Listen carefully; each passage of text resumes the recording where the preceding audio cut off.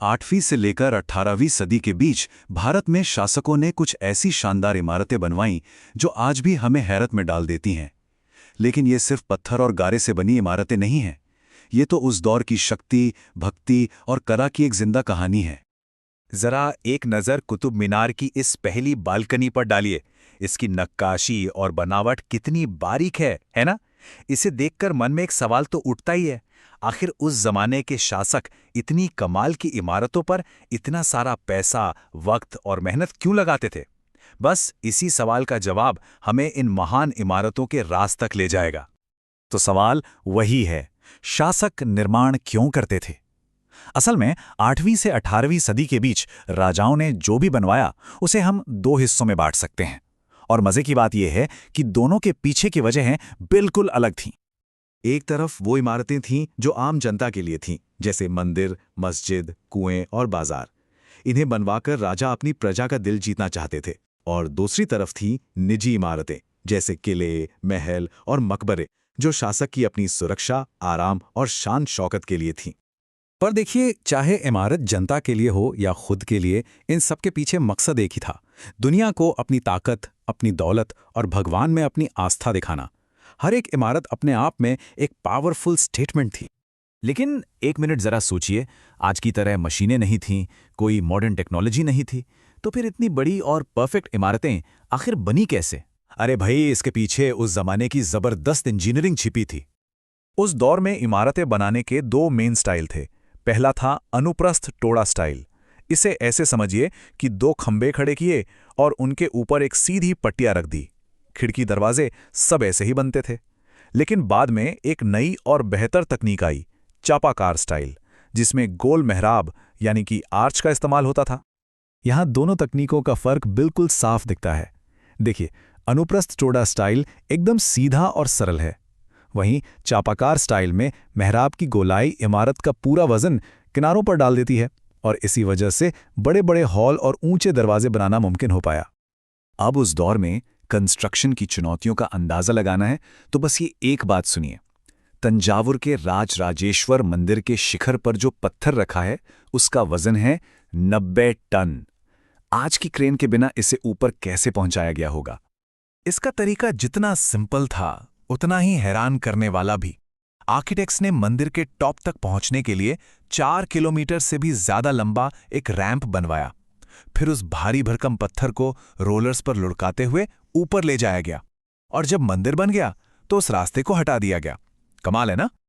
तो इंजीनियरिंग तो लाजवाब थी ही, पर ये इमारतें इससे कहीं बढ़कर थीं। ये तो पत्थर में लिखा हुआ राजा की ताकत और उसके राज करने के दैवीय अधिकार का ऐलान थी। देखिए, राजा मंदिर बनवाकर ये जताते थे कि उनका ईश्वर से कितना करीबी रिश्ता है। जैसे राजा राजराजदेव ने अपने देवता राजराजेश्वरम के लिए राजराजेश्वरम मंदिर बनवाया। ध्यान दीजिए, राजा और देवता के नाम कितने मिलते जुलते हैं। ये दिखाने का तरीका था कि राजा तो धरती पर ईश्वर का ही एक रूप है। और क्योंकि ये इमारतें शक्ति का प्रतीक थीं, दुश्मन राजा अक्सर इन्हीं को अपना निशाना बनाते थे। जब पांडे राजा ने श्रीलंका पर हमला किया तो एक बौद्ध भिक्षु ने लिखा कि कैसे हमलावर बुद्ध की सोने की मूर्तियों सहित सारी कीमती चीजें लूट कर ले गए। और ये चलन बहुत आम था। जब चोल राजा राजेंद्र प्रथम ने एक शिव मंदिर बनवाया तो उन्होंने उसे हारे हुए राजाओं से छीनी गई मूर्तियों से भर दिया। उनकी कलेक्शन में चालुक्यों, कलिंगों और पालों से जब्त की गई अलग अलग देवी देवताओं की मूर्तियां शामिल थीं। तो समझें, जब गजनी के महमूद जैसे शासक ने सोमनाथ मंदिर को तोड़ा तो वो सिर्फ लूटपाट नहीं थी, वो एक सोची समझी राजनीतिक चाल थी। किसी राजा के मंदिर को तबाह करने का मतलब था उसकी सत्ता और ताकत पर सीधा हमला करना। अब चलते हैं मुगल दौर में, एक ऐसा समय जब भारत की वास्तुकला अपनी बुलंदियों पर पहुंच गई। मुगलों ने फारसी कला और भारतीय परंपराओं को मिलाकर कुछ ऐसा बनाया जो दुनिया ने पहले कभी नहीं देखा था। मुगल आर्किटेक्चर का एक बहुत ही खास हिस्सा था चारबाग। ये एक फॉर्मल गार्डन होता था जिसे दीवारों से घेरकर नहरों के जरिए 4 बराबर हिस्सों में बांटा जाता था। इसकी शुरुआत बाबर ने की थी। ये बाग सिर्फ खूबसूरती के लिए नहीं थे, ये प्रकृति पर काबू पाने का और धरती पर जन्नत की कल्पना का प्रतीक थे। बाबर ने तो अपनी आत्मकथा में इन बागों को बनाने में अपनी गहरी दिलचस्पी के बारे में खुद लिखा है। और इस चारबाग का सबसे शानदार रूप हमें देखने को मिलता है हुमायूं के मकबरे में। ये वास्तुकला में एक बहुत बड़ा मोड़ था, जहां पहली बार एक विशाल मकबरे को एक बड़े से चारबाग के ठीक बीचों बीच बनाया गया।